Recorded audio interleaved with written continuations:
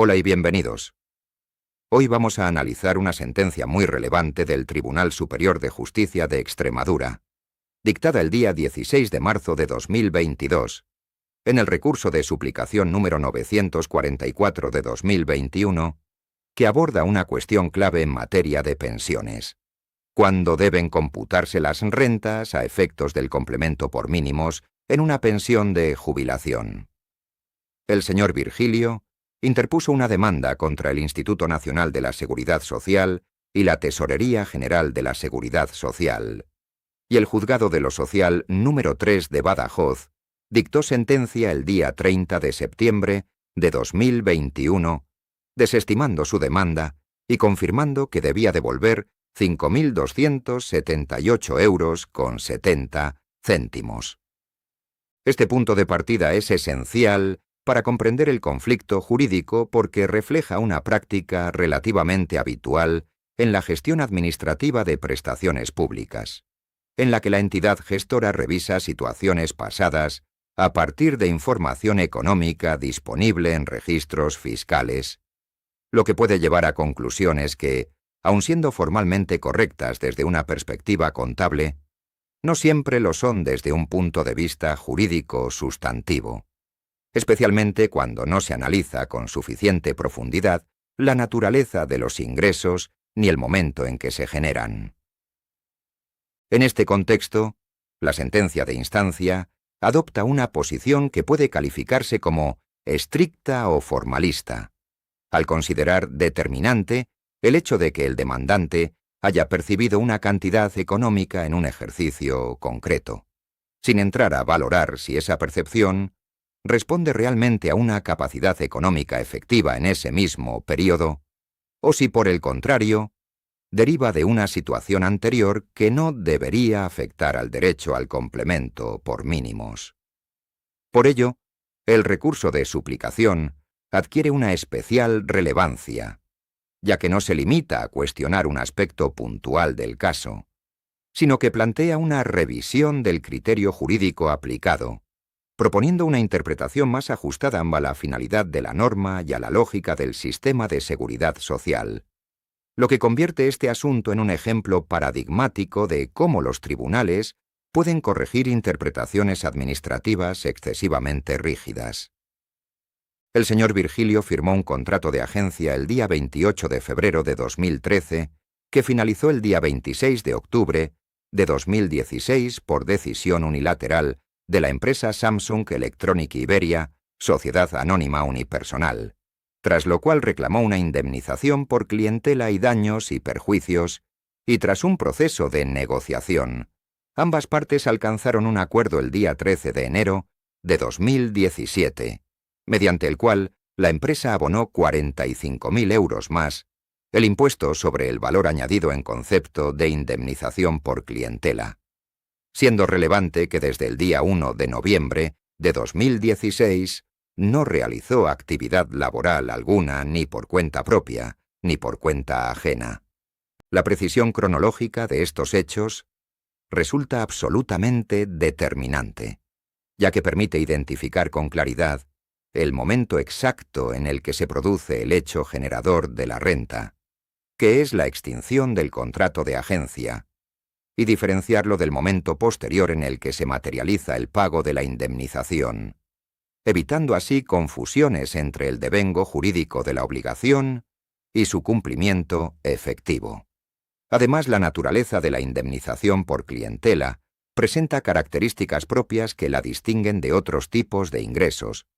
puesto que no responde a una actividad productiva en curso ni a una fuente de ingresos continuada,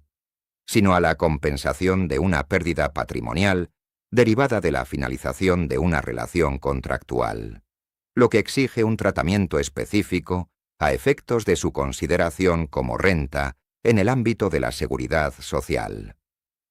Por otra parte, el hecho de que el demandante no desarrollara actividad profesional alguna desde noviembre de 2016 refuerza la idea de que no existía una capacidad económica recurrente en el ejercicio siguiente, lo que resulta especialmente relevante para determinar si concurren los requisitos que justificarían la pérdida del complemento por mínimos, ya que éste está diseñado precisamente para proteger a quienes carecen de ingresos suficientes de manera continuada. El Instituto Nacional de la Seguridad Social inició un procedimiento el día 5 de octubre de 2019 para revisar el complemento por mínimos de la pensión de jubilación del demandante y posteriormente dictó resolución el día 14 de noviembre de 2019 declarando la obligación de reintegrar 5.278 euros con 70 céntimos por haber percibido indebidamente dicho complemento. Este tipo de actuaciones administrativas se enmarca dentro de las facultades de control y revisión que tiene la entidad gestora para garantizar la correcta aplicación de las prestaciones públicas,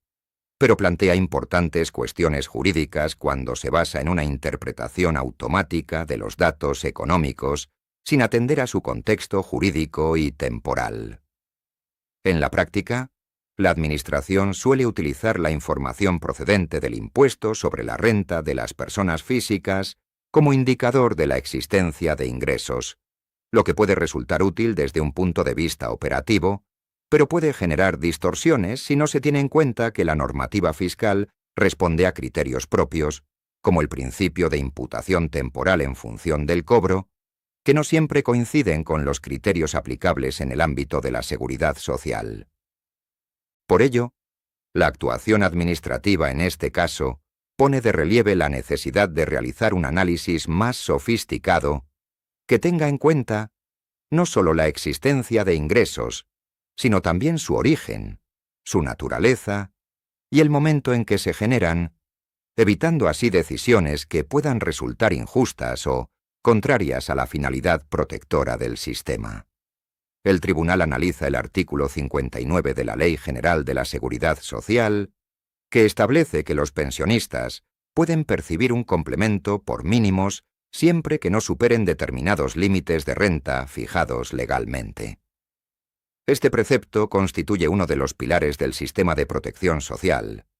ya que garantiza que las personas que han accedido a una pensión contributiva dispongan de unos ingresos mínimos suficientes para cubrir sus necesidades básicas, especialmente en situaciones en las que la cuantía de la pensión reconocida resulta insuficiente. La regulación de este complemento implica necesariamente una evaluación de la situación económica global del beneficiario, lo que exige determinar con precisión qué ingresos deben ser considerados como renta y cómo deben imputarse temporalmente. Cuestiones que no siempre resultan evidentes y que han dado lugar a una abundante litigiosidad. En este sentido, la correcta interpretación del artículo 59 requiere no solo una lectura literal de su contenido, sino también una comprensión de su finalidad última, que no es otra que proteger a los pensionistas en situación de necesidad, evitando interpretaciones que puedan vaciar de contenido este objetivo mediante la aplicación mecánica de criterios formales. Según dicha norma, el complemento por mínimos es incompatible con la percepción de rentas que superen los límites legales, pero esta incompatibilidad no se aplica de forma automática, sino que exige valorar el origen y las circunstancias de esas rentas. El concepto de incompatibilidad debe interpretarse de manera finalista, atendiendo a si la percepción de determinadas rentas refleja realmente una mejora estable en la situación económica del beneficiario que haga innecesario el complemento, o si por el contrario, se trata de ingresos puntuales que no alteran de forma significativa su nivel de recursos a largo plazo. Desde esta perspectiva, resulta esencial distinguir entre ingresos periódicos que pueden evidenciar una capacidad económica sostenida e ingresos extraordinarios o indemnizatorios, que responden a circunstancias concretas y que no necesariamente implican una mejora estructural de la situación económica del pensionista. Por tanto, la aplicación del criterio de incompatibilidad requiere un análisis cualitativo y no meramente cuantitativo, que tenga en cuenta la naturaleza de los ingresos y su impacto real en la situación económica del beneficiario,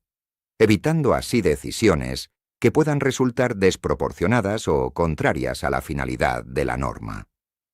El tribunal fija como elemento decisivo que la incompatibilidad solo se produce cuando existe coincidencia entre el momento en que se genera la renta y el período en el que se percibe el complemento. Esta distinción entre el momento de generación de la renta y el momento de su percepción introduce un criterio interpretativo de gran relevancia, ya que permite alinear la aplicación de la norma con la realidad económica subyacente, evitando que situaciones puramente formales determinen la pérdida de derechos sustantivos. El concepto de devengo, entendido como el momento en que nace el derecho a percibir una determinada cantidad como consecuencia de un hecho jurídico concreto, se convierte así en el elemento central para determinar la imputación temporal de las rentas, desplazando a un segundo plano el momento del cobro efectivo, que puede producirse por razones ajenas a la voluntad del beneficiario. Este enfoque no solo resulta más coherente desde el punto de vista jurídico, sino que también contribuye a garantizar una mayor equidad en la aplicación de la normativa, al evitar que los pensionistas se vean perjudicados por retrasos en los pagos o por la propia dinámica de las relaciones contractuales que dan lugar a determinados ingresos. Aunque el pago de la indemnización se realizó en el año 2017, el tribunal considera que su causa se sitúa en el año 2016, cuando se produjo la extinción del contrato, por lo que no puede imputarse como renta correspondiente al año 2017 a efectos del complemento por mínimos, añadiendo además que no se ha acreditado la existencia de rendimientos posteriores derivados de dicha indemnización que deban computarse. El tribunal desarrolla un razonamiento que parte de la identificación del hecho generador de la renta, que en este caso es la extinción del contrato de agencia, y concluye que la indemnización percibida constituye una consecuencia directa de ese hecho, lo que impide desvincular ambos elementos a efectos de su imputación temporal. Asimismo, rechaza implícitamente una interpretación basada exclusivamente en el criterio de caja, al considerar que ello podría conducir a resultados contrarios a la finalidad de la norma, como sería privar del complemento por mínimos a una persona que, en realidad, no ha experimentado una mejora económica sostenida en el período en cuestión. Finalmente, el tribunal subraya la ausencia de rendimientos posteriores derivados de la indemnización, lo que refuerza la idea de que no existe una fuente de ingresos continuada que justifique la aplicación del régimen de incompatibilidad, consolidando así una interpretación más equilibrada y acorde con los principios del sistema de seguridad social. El Tribunal Superior de Justicia de Extremadura estima el recurso de suplicación interpuesto por el señor Virgilio, revoca la sentencia del Juzgado de lo Social número 3 de Badajoz y deja sin efecto la resolución del Instituto Nacional de la Seguridad Social de fecha 14 de noviembre de 2019, declarando que no existe obligación de reintegrar 5.278 euros con 70 céntimos. Este pronunciamiento no solo tiene efectos directos sobre la situación del demandante, sino que también establece un criterio interpretativo que puede ser aplicado en casos similares,